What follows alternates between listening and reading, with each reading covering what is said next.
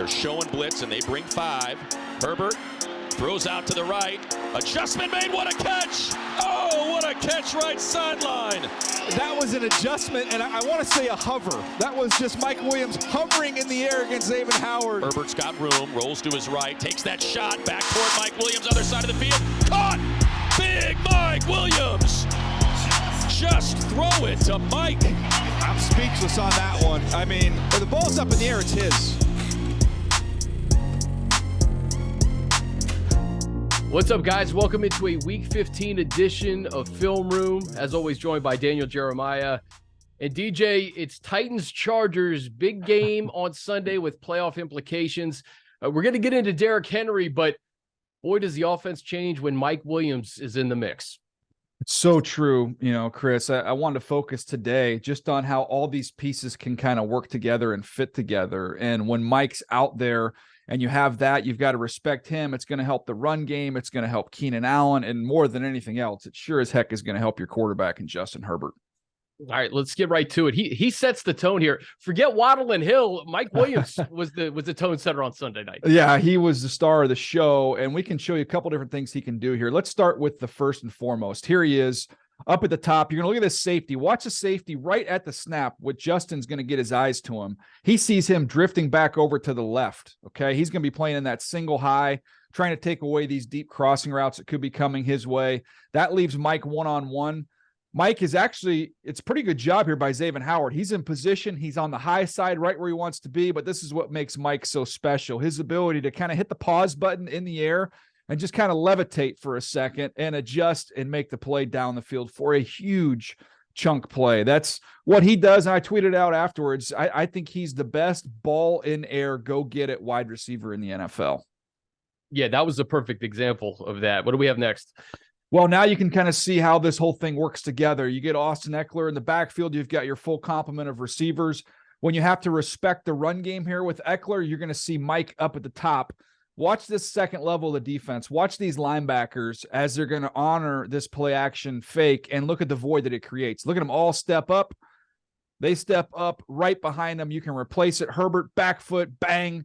Right on that dig route. Again, you've got to honor that vertical presence of Mike Williams. So you see the corner turning back to the sideline, trying to take away those deep shots. And then you replace right where those linebackers fill. And that is an easy explosive here for this offense. 6 for 116 and a touchdown against the Dolphins, DJ. I think you have one more play. Yeah, one more here, last one. And this one is what makes not only Mike special, but this is kind of a Herbert special as well. There's not many quarterbacks that can make this throw. You're going to see him rolling right. Watch the safety. See where the safety is right at the snap. You got a center fielder.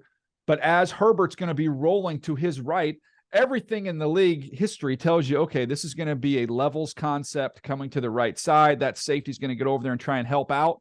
You've got the first two levels, but that third level is aborted because Mike's going to be running a backside corner route here. There's no help. He's on his own because the safety's drifting. First of all, watch the shot that Herbert takes here as he releases this ball. He gets crunched by two Dolphin defenders, but doesn't matter. He delivers a dime all the way back across the field. Mike lays out, makes the grab, has the awareness to know he hasn't been touched, gets up and gets even more yardage. I mean, that's how this offense, when all the pieces are together, Chris, it can be pretty magical. And the ability for Herbert to stretch the deep part of the field with a receiver that's as good as any going to get it. It's a different looking group, to say the least. You know, DJ, we saw a lot of those plays by Mike in 2021. And I look at Sunday, the last 2 weeks, the Titans faced Jalen Hurts, 380 yards through the air. Last week, it was Trevor Lawrence, 368. This could be another Mike Williams game. Yeah, this is a lick your chops if you're Justin Herbert and this receiving core. You know, we can get to the other side. We will in a minute here with the run game of the Titans, and that's going to challenge and stress the Chargers defense. But man, we could have a shootout on our hands. All right, DJ, we flip it to that other side. We know who's in the backfield for the Titans, Derrick Henry. He's a load. He almost had 100 yards in the first quarter against the Jags last week.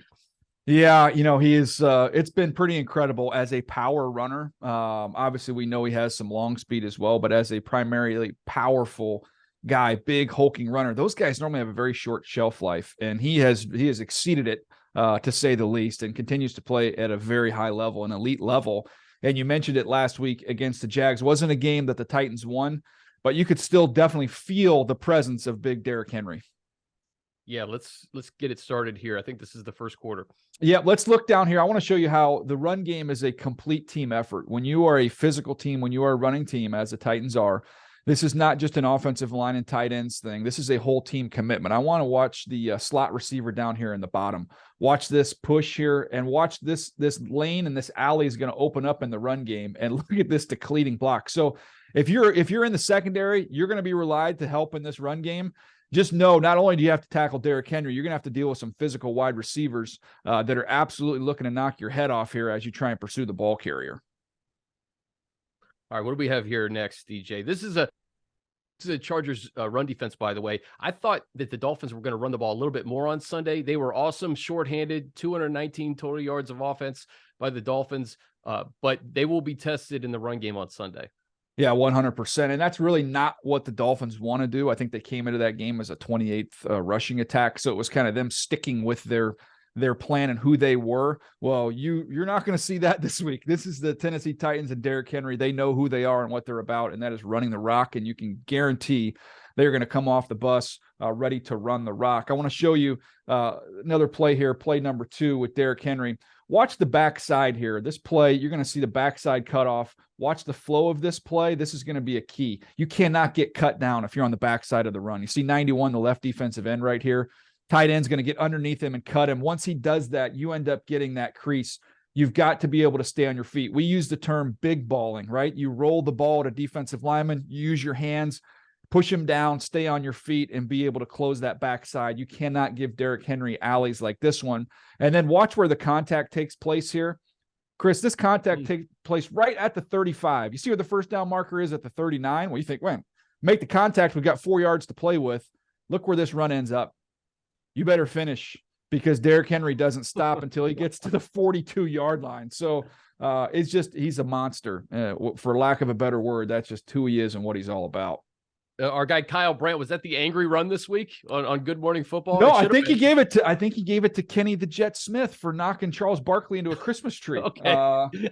So Kyle went rogue on that one. I want to show you the last play here again. We talked about not getting cut off as being a key against this group. So first thing, head on a swivel if you're in the secondary. Second thing, don't get cut off on the backside. The third thing, want you to watch Trayvon Walker down here on the bottom, the defensive end, number 44. You've got to set a firm edge. You cannot allow tight ends to do this right here. Look at how much he gets displaced right there. You've got to shoot your hands. You've got to be able to settle and hold the point of attack right there, because once you get widened out, it's just too much room. That's too much of a crease there for Derrick Henry. And if you come with arm tackles, as we see here, I believe that's old friend alert. Is that Rayshon Jenkins here with a little low effort? He's going to run right through your arm tackles. So those are 3 keys. And again, this is a tall order to stop the king here in Derrick Henry, but you've got to keep your head on the swivel in the secondary.